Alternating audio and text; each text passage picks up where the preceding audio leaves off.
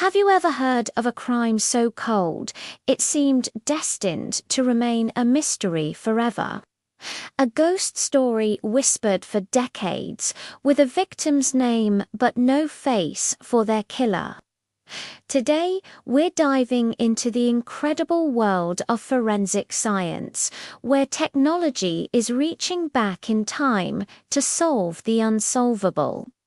We're talking about cold cases, some gathering dust for over half a century, that are now being cracked wide open thanks to one tiny, powerful clue: DNA.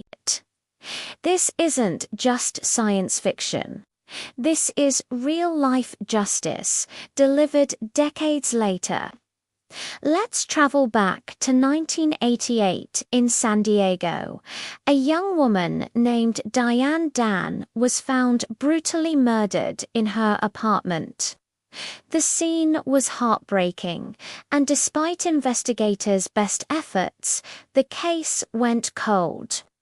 For 32 years, her family lived with the agony of not knowing who was responsible. The only evidence left behind was a small amount of the killer's DNA. Back then, DNA technology was in its infancy. There was no massive database to compare it against, so the evidence sat in a freezer, a silent witness waiting for its moment. Fast forward to the 21st century, forensic science has taken a quantum leap forward. Investigators now have a revolutionary tool: forensic genetic genealogy. It's the same kind of technology that services like Ancestry DNA and 23andMe use to help you build your family tree. Police can upload the crime scene DNA profile to a public genealogy database to find distant relatives of the suspect. By building out family trees from these distant cousins, they can narrow down the possibilities until they land on their person of interest. And that's exactly what happened in Diane Dan's case.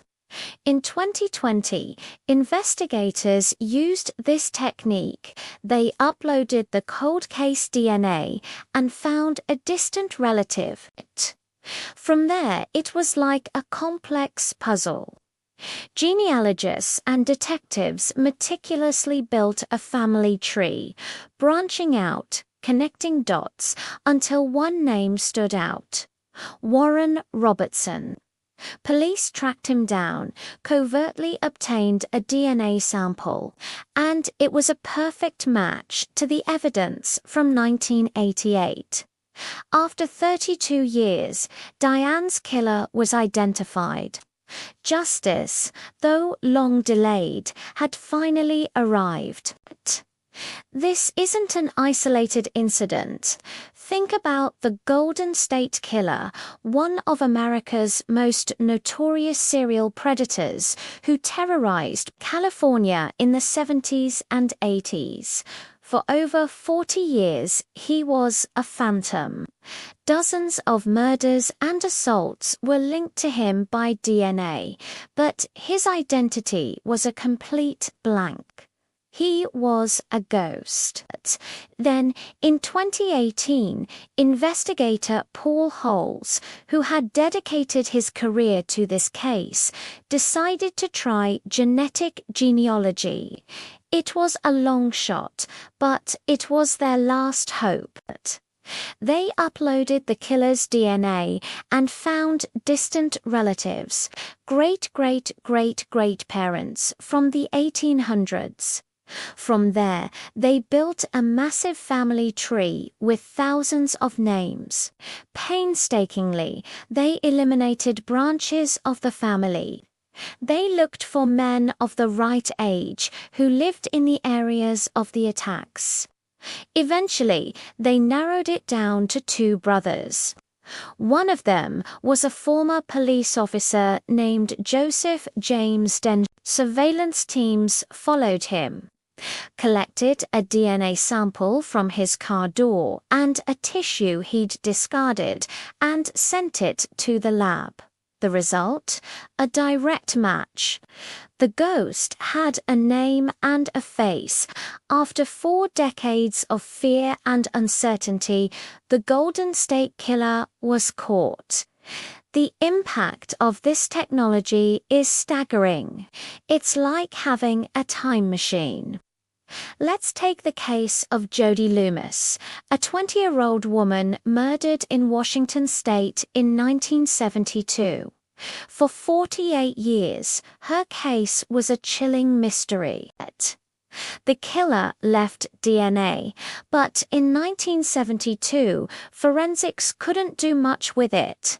Year after year, decade after decade, nothing. Her family never gave up hope, and neither did law enforcement. In 2018, they turned to genetic genealogy. Using the DNA evidence preserved for nearly half a century, they uploaded the profile and began building a family tree. The search led them to a man named Terrence Miller. When confronted, Miller's DNA was confirmed as a match. He was 77 years old when he was arrested. Think about that.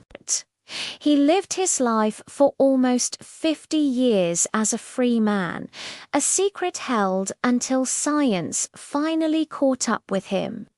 For Jody's family, it wasn't just about a conviction.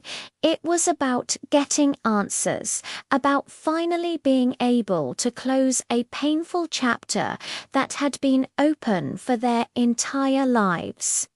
So how exactly does this work? It starts with the crime scene DNA.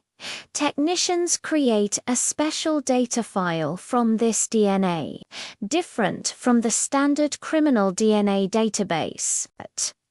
They then upload this file to public genealogy websites like GEDmatch that allow law enforcement uploads.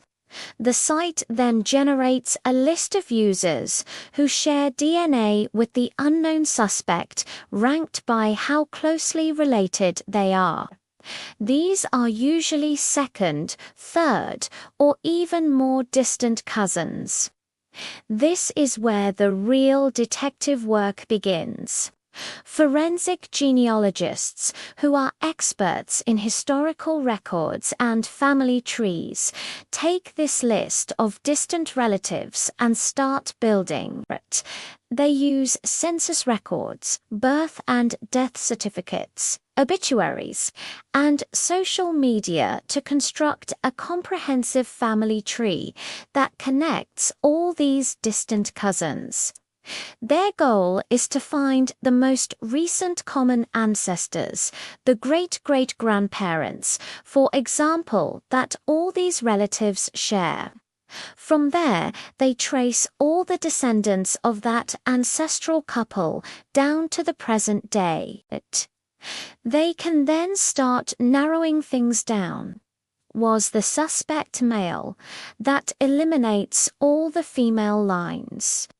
Was the crime in a specific state? That helps them focus on branches of the family that lived in that area.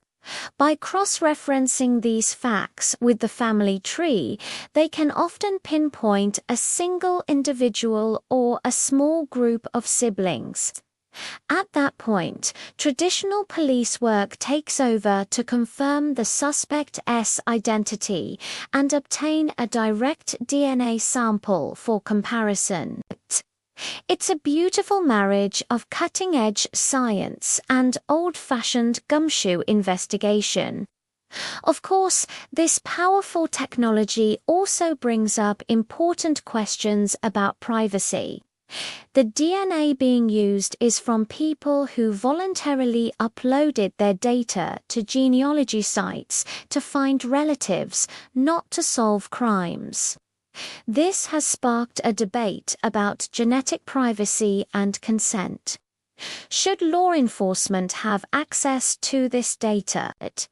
Most public databases now have clear policies requiring users to opt in if they want their DNA to be available for law enforcement searches. This gives people control over their own genetic information while still allowing this incredible tool to be used for justice. It's a balance between solving the most heinous crimes and protecting personal privacy. The future of this technology is mind-blowing. As more people upload their DNA to these databases, the network of potential relatives grows denser. This means it's becoming easier and faster to identify suspects. Some experts believe that, eventually, it will be nearly impossible for a person of American-European descent to commit a crime and leave DNA behind without being identifiable through a relative in a database.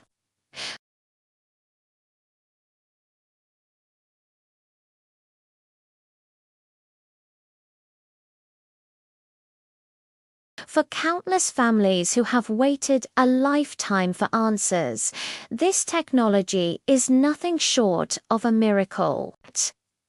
It's a promise that no matter how long it takes, justice can still be found.